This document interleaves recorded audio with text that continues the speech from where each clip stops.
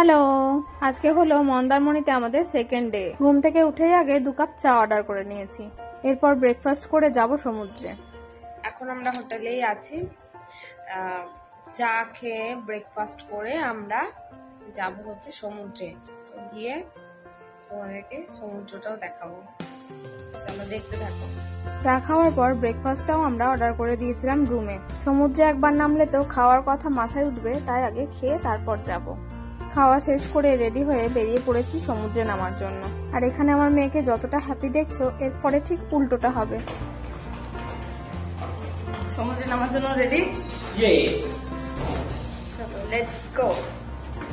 মন্দারমণি যারা গিয়েছো তারা নিশ্চয়ই জানো যে মন্দারমণির বিচগুলো কতটা ফাঁকা ফাঁকা হয়, কারণ সেখানে খুব একটা লোকজন আসে না, যত ভিড় হয় দীঘার সাইডে। আমরা সমুদ্রে যাওয়ার সময় এই রাস্তাতে কিন্তু প্রচুর লাল কাঁকড়াও দেখেছিলাম, একদম ছোট্ট ছোট, কিন্তু সেগুলোর ভিডিও নেওয়া হয়নি, কারণ তাদের কাছে গেলেই তারা গর্তের মধ্যে ঢুকে যাচ্ছিল।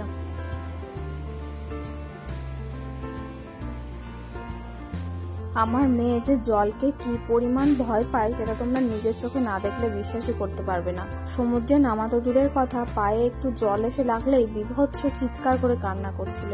নিজে তো নামছিলই না, আবার আমাদেরকেও স্নান করতে দিচ্ছিল না। কিছুক্ষণ বাদে সৌভিকদা আর সোনুদা এসে ওকে রুমে নিয়ে গিয়ে চকলেট দিয়ে বসিয়ে রেখেছিল, কারণ এটা করা ছাড়া আর কোনো উপায় ছিল না।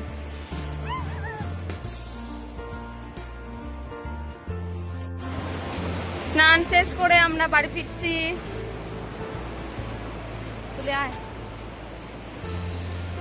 সমুদ্রের পাড়ে দেখি এরকম অনেক নৌকা রাখা আছে, সম্ভবত এগুলোতে করে ওরা মাছ ধরতে যায়।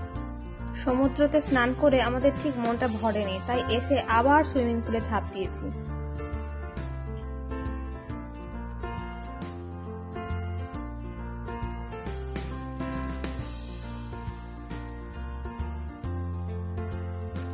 অনেকক্ষণ লাফালাফি নাচানাচি করার পরে আমরা ওখান থেকে উঠে খাওয়া দাওয়া করে রেডি হয়ে বেরিয়ে পড়েছি সাইট সিন দেখতে যাব বলে। খাওয়া দাওয়া করার পর রুমে গিয়ে না একদম ইচ্ছে করছিল না কি রেডি হয়ে কোথাও বেরোয়, কারণ কি এত ক্লান্ত লাগছিল। প্রথমে চলে গেছিলাম আমরা শঙ্করপুর সি বিচে। এই বিচটাও খুব সুন্দর ছিল, আর এখানটায় অনেক টুরিস্টও ছিল। ওখানে গিয়ে প্রথমে বাচ্চাদের গাড়িগুলো চোখে পড়তেই আমার মেয়েকে আর আমার কাকুর মেয়েকে চাপিয়ে দিলাম। ওরা একটু ঘুরে আসুক, ততক্ষণে আমরা একটু ভিডিও আর ফটোশুট করে নিয়েছিলাম। আমার ফেসবুক ফ্রেন্ড যারা আছো তারা অবশ্যই ফটো আর ভিডিওগুলো দেখে নিয়েছো।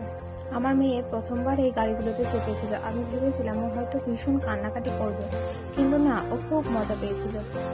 তারপর আমরা কিছুক্ষণ ওখানে দাঁড়িয়ে সমুদ্রের এই সৌন্দর্যটা উপভোগ করছিলাম।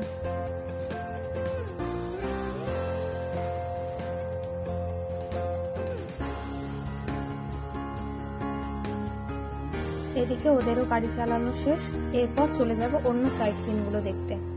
এই বিচ থেকে বেরিয়ে ছিল অনেকগুলো খাবারের দোকান, আর আমরা চলে গেছিলাম একটা ফলের দোকানে। গিয়ে দেখি একটা কুলের মতো অচেনা ফল। আচ্ছা, এই ফলটার নাম কি তোমরা কেউ জানো বা কখনো দেখেছো? খেতে কেমন হয় বলতে পারবে? দেখা হচ্ছে নেক্সট পার্টে।